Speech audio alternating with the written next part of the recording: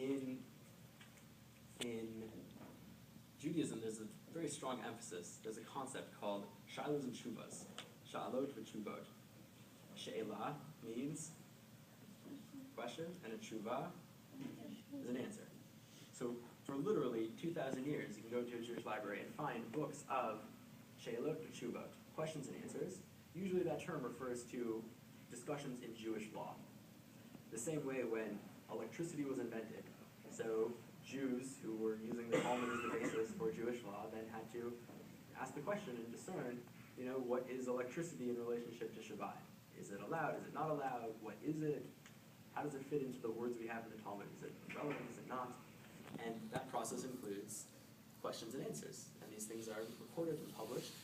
And it's part of a process of living with Judaism in a way where it not only punctuates our life, but permeates our life.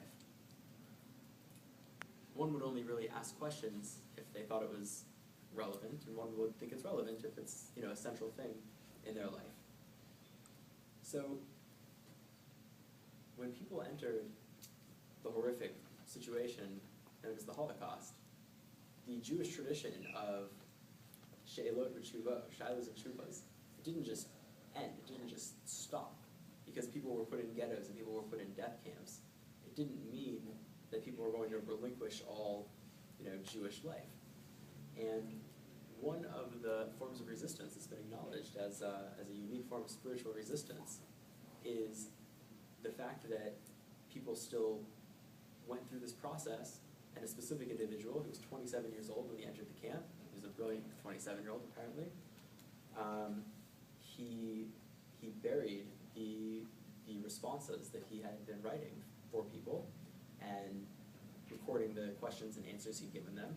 Usually when a person is asked a question like this, it's something that has to be researched and looked up, and there's libraries of books that one would need to really plumb the depths of any given question in Jewish law.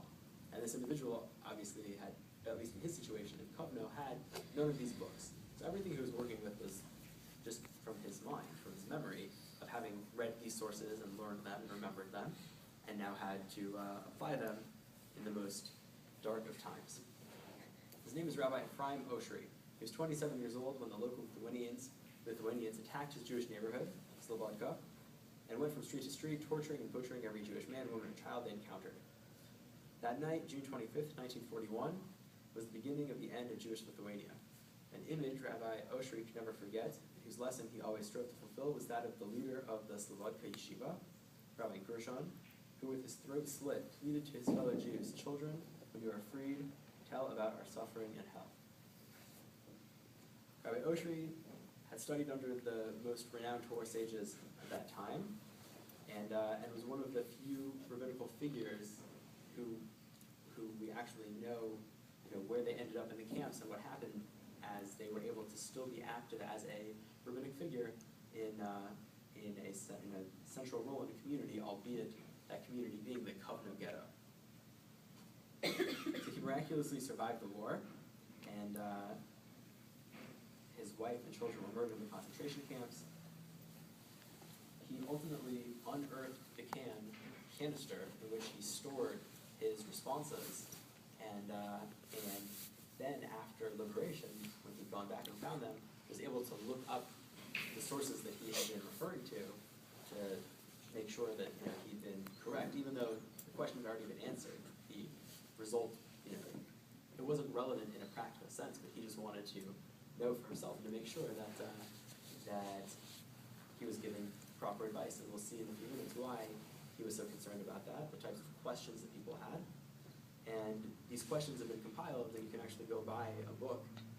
There's a 5-volume work in Hebrew, and it's been condensed into a 1-volume work in English. It's called She'elot V'tshuvot Ma'amikim, which means from the depths. It's a word in Psalms, from the depths, like the depths of darkness. So I'd like to just take a few minutes and go through some of the questions that were asked. Whatever level one's appreciation of Jewish law is, I still think it's fascinating to see the way he had to deal with very disturbing questions that, please God, we'll never have to ask such type of questions. and also to see the answer in the way he has to be sensitive to the situation, also work within the confines of Torah and Judaism, and what comes as a result. So one question deals with performing a cesarean section on a dead woman. Piece of background information. On May 7th, 1942, the Germans issued an edict that if a Jewish woman was found pregnant, they would immediately kill her. Once this edict regarding pregnancy was issued, other problems came up. The very day the edict was issued, a pregnant Jewish woman was passed by the ghetto hospital. The German noticed her stomach and shot her for violating the German order that had just been issued that day. The bullet penetrated her head and she fell dead on the spot. Passerbys immediately carried her to the hospital, thinking there might be a chance to save her or the baby. Since she had clearly been in her final weeks of pregnancy, the Jewish obstetrician was rushed over. He said that if surgery was performed immediately, the baby could be saved. Since I had witnessed the shocking murder and was present in the hospital, I was asked if, according to Jewish law, it was permissible to perform the cesarean section. Since no one could be sure that the baby was still alive, was there a concern in Jewish law with the desecration of the dead mother?